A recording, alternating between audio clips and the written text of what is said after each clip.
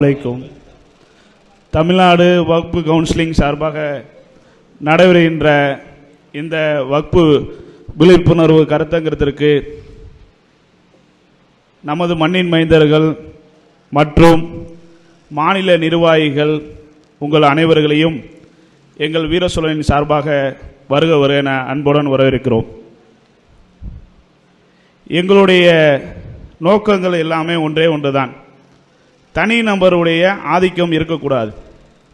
அந்த தனிநபரை 12 ஆண்டுகளுக்கு முன்பாக ஆதரித்தது நானும் ஒருவன் தான். இங்கு அமர்ந்திருக்கின்ற எங்கள் மண்ணின் மைந்தர்கள் அனைவரும் தான்.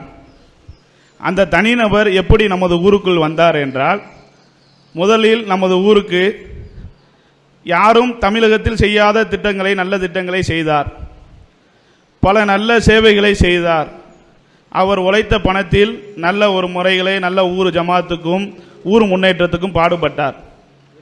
ஆனால் அதை அவர் செய்த நல்லதை வைத்தே எங்கள் அனைவரையும் கட்டுப்படுத்த வேண்டும் என்று அவர் செய்ததுதான் தப்பு. நாங்கள் ஜனநாயக முறைப்படி கடந்த எங்கள் முன்னோர்கள், இங்கு அமர்ந்திருக்கின்ற எல்லாருடைய முன்னோர்களும் தேர்தல் மூலம் தேர்ந்தெடுத்து நிர்வாக சபைக்கு வந்துள்ளார்கள். ஆனால் இந்த 12 ஆண்டுகளாக ஒரு தனிநபர் யாரை அவர் சொல்லுகின்றாரோ அவர்தான் தலைவர், அவர்தான் முறகாரர், அவர்தான் பஞ்சாயத்தாரர், அப்படி என்று அவர்களுக்குள் ஒரு பொறுப்பை உண்டாக்கி வைத்துட்டார்கள். நாங்கள் எல்லாரும் என்ன நினைச்சோன்னா, இவர் ஊருக்காண்டி இவ்வளோ நல்லது பண்ணியிருக்காரு, ஆகையினால அப்போ அவங்க செஞ்சா நியமனப்படி செஞ்சா நல்லா தான் இருக்கும் அப்படின்னு சொல்லி அந்த நிர்வாக சபையில் என் தகப்பனார் இருந்தார். இப்போ நிர்வாக தேர்தல் கமிட்டி தலைவராக இருக்கிற மாமு நாசர் மாமும் இருந்தாங்க. நல்லபடியாக 2 வருஷம் நல்லபடியாக போய்க்கு இருந்துச்சு. இவர்களுடைய சுயநலம் எப்போ ஆரம்பிக்குதுன்னா, அவருடைய நண்பர் யாருன்னா, இப்போ மாமு யூசுப் மாமு இருக்காங்களே, யூசுப் மாமு அவருடைய நெருங்கிய நண்பர்.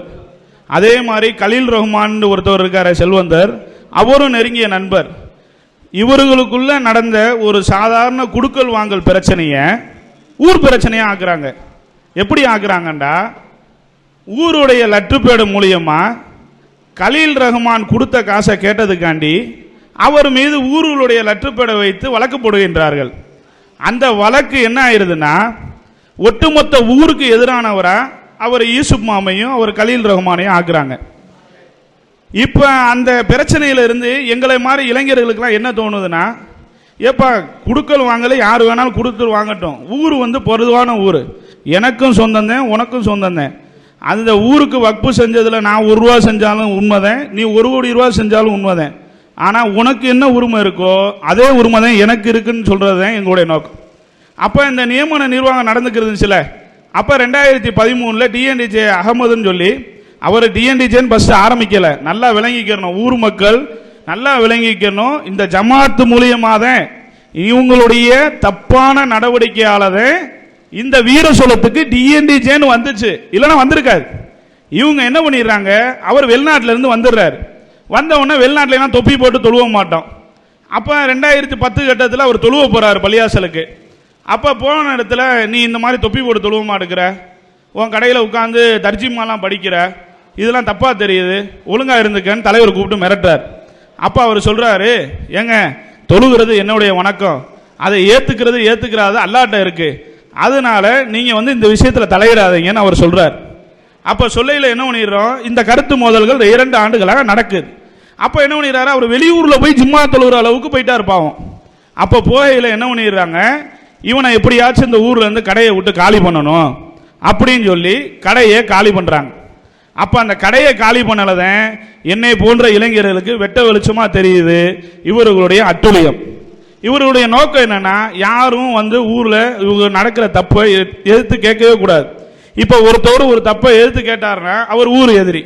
இன்னைக்கு இதே யூசுப் மாமு இருக்காரே, முன்னாள் கவுன்சிலர், அவர் நெருங்கிய நண்பர். எத்தனையோ ஆண்டுகளும் எனக்கு வயசுக்கு முன்னால இருந்து நண்பர்களாக தான் பார்க்கிறேன். இவரும் கவுன்சிலராக இருந்திருக்காரு, அவங்களும் நண்பராக இருந்திருக்காங்க. ஆனா என்னைக்கு இவர் கேள்வி கேட்டாரோ அன்னையிலேருந்து இவர் எதிரி. இவர் என்ன கேள்வி கேட்டாரு, அவங்க சொந்தக்காரங்க கலீல் ரஹ்மானுடைய தங்கச்சி மகனுக்கு ஒரு மகளை கொடுத்துருக்காரு. அந்த வழியில சம்பந்த வழியில இவர் என்ன பண்றாரு, நீங்க கடனா வாங்கின காசை கொடுத்துருங்க அப்படின்னு இவர் கேட்கிறார். இந்த கேட்ட ஒரே காரணத்துக்காண்டி இவர் எதிரியாயிடுறார். இப்ப தேர்தல் கேட்டதுக்காண்டி நானும் எதிரியாயிடுறேன். அப்ப 2013 கடையை காலி பண்ண நடந்த சம்பவத்துல எங்களுடைய மன உளைச்சல் ரொம்ப அதிகமாயிருச்சு. நாங்க முகநூல்ல பதிவிட்டோம், இந்த மாதிரி எங்க ஊர்ல ஜனநாயக முறைப்படி தேர்தல் நடந்தால் இப்படி தனிநபருடைய ஆதிக்கம் நடக்காது, அவருக்கு பிடிக்கலன்னா கடையை காலி பண்றதும் அவருக்கு பிடிக்கலன்னா வீடை காலி பண்றதும் இது சட்டப்படி குற்றம். ஒரு சொந்த சமுதாயமே காலி பண்ணுதுன்னா அப்புறம் எதுக்கு ஜமாத் இருக்கு? ஒரு ஜமாத் எதுக்கு இருக்கு? ஒரு குடும்பத்தை வாழ வைக்கணும். ஒருத்தரை வாழ வைத்தவர் இந்த ஊரில் உள்ள அனைவரையும் வாழ வைத்தவர் போலவாபார்னு சொல்லி நம்ம திரைமுறையில் அல்லாஹ் சொல்றா, ரசூல்லா சொல்லியிருக்காங்க. ஆனா இந்த விஷயம்லாம் இவங்க தெரிஞ்சுக்கிட்டு இவ்வளவு பெரிய பிரச்சனைகள்லாம் உண்டாக்குனாங்க. அந்த கடையை காலி பண்ணதே பெரிய அவங்க தப்பு. அந்த கடையை காலி பண்ண பிறகுதான் அவர் என்ன பண்றாரு, தௌஹீத் ஜமாத்தை போய் நாடுறாரு. தௌஹீத் ஜமாத் என்ன பண்ணுது, நிர்வாகிகள் மீது வழக்கு பதிவு போடுது. வழக்கு பதிவு போட்டு கடைசியில் அவரது வழக்க ஊருக்காண்டி வாபஸ் வாங்கினால்தான் இதுல இருந்து வெளியே வந்தாங்க. அதுக்கு கிட்டத்தட்ட பல லட்சம் ரூபாய்கள் வக்பு காசுகள் செலவழிக்கப்பட்டுள்ளது. இன்னைக்காச்சும் இந்த முன்னோர்கள் சேர்த்து வச்சாங்களே இந்த 500 கோடி ரூபாய் சொத்து, 500 கோடி ரூபாயே எவ்வளவுன்னு தெரியல, ஆனா அது தெரிஞ்சவன் அல்ல கணக்கு போட்டபடி. ஆனா அந்த சொத்தை வச்சு நல்லது பண்ணுங்கன்னு நாங்க சொல்றோம். என்ன சொல்றோம்னா, அந்த சொத்தை வச்சு நம்ம மண்ணின் மைந்தர்களை வாழ வைங்க, நம்ம மண்ணின் மைந்தர்களை யாரையாச்சும் ஒரு ஆளை வக்கீலுக்கு படிக்க வைங்க, ஒரு ஆளை டாக்டர் ஆக்குங்க. ஒரு மனிதனுக்கு ஒரு ஊர்ல ஒரு இருக்க வேண்டிய முக்கியமான தேவை என்னங்க, சுகாதாரம், மருத்துவம், குடிக்க தண்ணி, இது இருந்துட்டா ஒரு மனுஷன் நிம்மதியா வாழலாம். ஆனா அந்த தேவைகளை செய்து கொடுங்கன்னு கேட்கறது பெரிய தப்பா போய் அந்த வருமானத்தை கோர்ட்டுக்கும் கேஸுக்கும் நாங்க ரூபா கூட செலவழிக்காம எங்களுடைய அன்றாட தேவைகள் அவங்ககிட்ட ஒரு 500 ரூபா 1000 ரூபா இந்த மாதிரி வசூல் பண்ணி நாங்க தேர்தல் வேணும் போராடுற ஒரே காரணத்துக்காண்டி வக்பு காசுகளை பல லட்சம் ரூபாய்களை இவர்கள் செலவழித்து தேர்தல் விடாமல் தடுக்கின்றார்கள். அப்ப இவர்களுடைய நோக்கம் என்ன, கடைசி வரைக்கும் நம்ம தான் ஆட்சி செய்ய வேணும், மக்களாட்சி வந்துடக்கூடாது. மக்களாட்சி வந்தா இப்ப ஓட்டு போட்டு தேர்ந்தெடுத்துட்டா, எதனால ஓட்டு போட்டு தேர்ந்தெடுத்துட்டா இவங்களுக்கு பவர் வராதுன்னா அவர் நியாயத்தை பேசிடுவார். இன்னைக்கு தலைவராக இருக்கக்கூடிய ரபீக் அவர்கள் தேர்தல் வேணும் என்று போராடினவர். ஆனா அவருக்கு இன்னைக்கு ஏதோ ஒரு கால சூழ்நிலை அவர் பதவிக்கு வந்துட்டாரு. வந்தனால இன்னைக்கு அவங்க சொல்றதை கேட்டு நடக்கணும். அப்படி கேட்டு நடந்தாதான் அவர் தலைவராக இருக்க முடியும். அவர் கேட்டு நடக்கலைன்னா அவர் தலைவர் இருந்து நீக்கப்படுவார். இன்னைக்கு யூசுப் மாமுக்கு நடந்த நிலைமை நாளைக்கு அவர் ரபீக் மாமுக்கு நடக்கும். இதுக்காண்டி நாங்க என்ன சொல்றோம்னா, ஊரு முன்னேற்றத்துக்கு வாங்க. ஊர் எல்லா ஊருமே இப்போ நானும் போய் தஞ்சாவூர் பக்கத்தில் திருவியாருன்னு ஒரு ஊருக்கு போனேன், நடுக்கடையில் நான் இருக்கேன். அந்த ஊர் நான் போனதுலேருந்து இப்போ ஒரு 10 வருஷத்தில் அவ்வளோ டெவலப் ஆகிருக்கு. அவ்வளோ பேரை படிக்க வச்சிருக்காங்க. அந்த ஜமாத்துல இருந்து அவ்வளோ பேர் உதவி பண்ணுறாங்க, அவ்வளோ பேரை இது பண்ணுறாங்க, எல்லாமே பண்ணுறாங்க. ஆனால் இந்த நம்ம ஊர் மட்டும்தான் பின்னோக்கியே போகுது. இருக்கிறதுலேருந்து என்னடா பண்ணுறது, எவன் குடும்பத்தை அழிக்கிறது, எவன் வீட்டை காலி பண்ணுறது, எவனுக்கு இடைஞ்சல் பண்ணுறது, எவன் கடையை காலி பண்ணுறது, இந்த நோக்கத்திலேயே போய் கடைசி வரைக்கும் இப்போ தேர்தல் கேட்க வேண்டிய, இப்போ உண்மையான தேர்தல் கேட்க வேணும்னு மனசில் நினைக்கிறவங்க பல பேர்.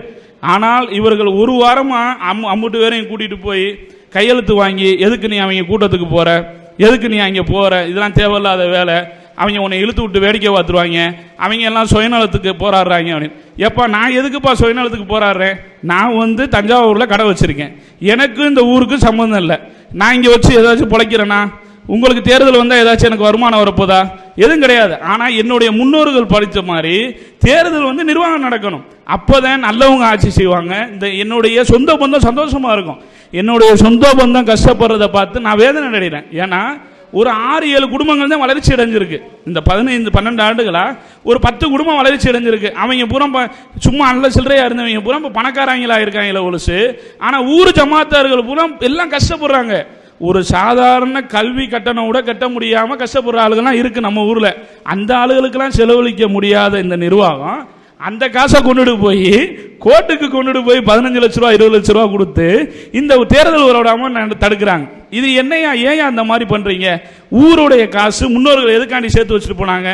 நம்ம சமுதாயத்தை ஒற்றுமையப்படுத்தணும், நம்ம சமுதாயம் வரம் சங்கதிகளை நல்ல ஒரு கல்வியை கொடுத்து அவங்கள அடுத்த நிலைமைக்கு எடுத்துட்டு போகணும்னு சொல்றது தானே. ஆனால் தமிழ்நாட்டிலேயே எங்களுடைய ஜமாத்தினுடைய கட்டுப்பாட்டில் இருக்கிற மதரசா ஒன்றுதான், யாரும் வெளியூர் நபர்கள்ட்ட நாங்கள் வசூல் பண்ண மாட்டோம். எங்களுடைய சொந்த பணத்தில் தான் நிர்வாகம் நடக்கும், சொந்த பண செலவில் தான் ஜமாத்து நடக்கும். இது காலப்போக்கில் உள்ளது தான்.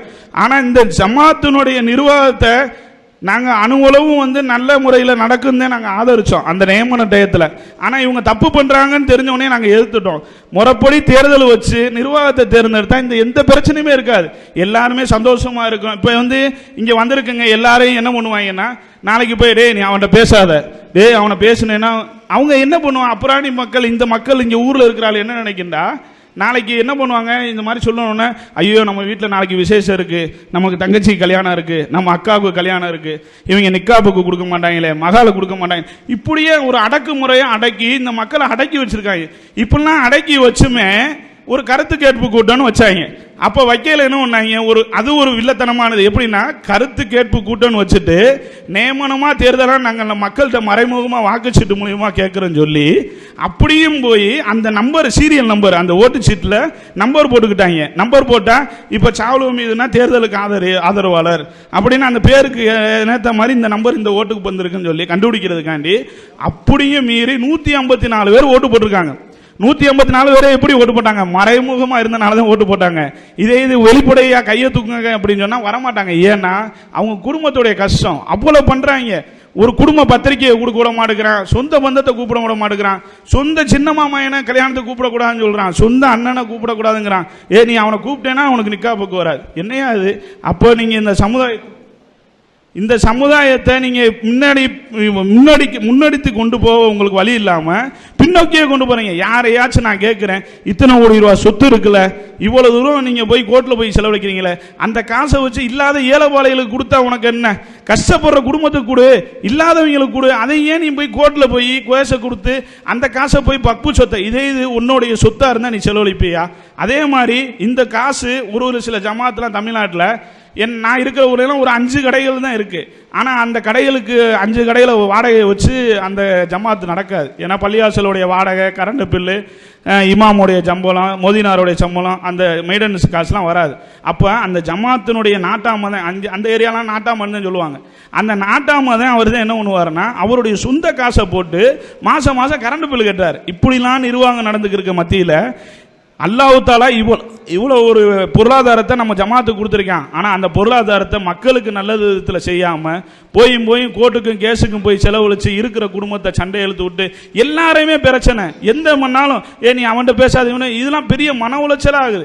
நீங்கள் நாளைக்கு இந்த வரும் சமுதாயத்தை நீங்கள் நாளைக்கு எந்த நிலையில் கொண்டுட்டு போய் நிப்பாட்டுவீங்கன்னா பெரிய பிரச்சனை, சண்டை சச்சரவுலையே நிப்பாட்டுறாங்க. இவங்களுடைய நோக்கம்லாம் என்னென்னா அம்மட்டு வரையும் ஊர் எதிரியாக சித்தரிக்கணும். ஏன்னா அவங்களுக்கு வந்து தேர்தல் வந்துட்டா இப்போ திருடுற 4 பேர் திருட முடியாது, இப்போ திருடுற 4 பேர் திருட முடியாது, அவன் பொழப்பு ஓடாது.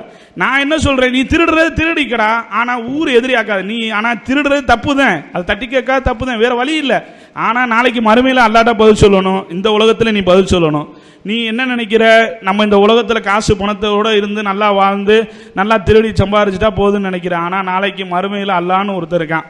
நீங்கள் நாளைக்கு இந்த ஒரு பேர்ச்சம்பழம் துண்டு வக்பு செய்யப்பட்ட ஒரு பேர்ச்சம்பழம் துண்டை எடுத்து திண்டாவிட அதுக்கு பதில் சொல்லி ஆகணும்னு ரசூல்லா சொல்கிறாங்க. நீ முஸ்லீம்னு சொல்கிறீல்ல, முஸ்லீம்னு சொல்கிற ஆளு நீ இந்த மாதிரி ஒரு ஒற்றுமையாக இருக்கக்கூடிய ஒவ்வொரு முகமும் அல்லாங்கிற வணங்கக்கூடிய ஒரே வணக்கத்தில் நம்ம எல்லாரும் ஒன்று சேர்க்குற இந்த மார்க்கத்தில் இருந்துக்கிட்டு அனைவரையும் துண்டாடாத. தயவு செய்து எங்களுடைய ஜமாத்திற்கு எங்களுடைய முன்னோர்கள் கடந்த 45 ஆண்டுகள் காலம் தேர்தல் மூலம் நிர்வாகம் தேர்ந்தெடுத்தார்கள். அதுபோல எங்களுக்கும் இந்த நிர்வாகம் வேண்டும், தேர்தல் மூலம் நிர்வாகம் தேர்ந்தெடுக்க வேண்டும் தான் ஒற்றை கோரிக்கை தான். எங்களுக்குள் எந்த ஒரு பாகுபாடும் கிடையாது, எந்த ஒரு வன்மமும் கிடையாது, எந்த ஒரு காழ்ப்புணர்ச்சியும் கிடையாது. எனது உரையை திரையிறேன். அஸ்ஸலாமு அலைக்கும்.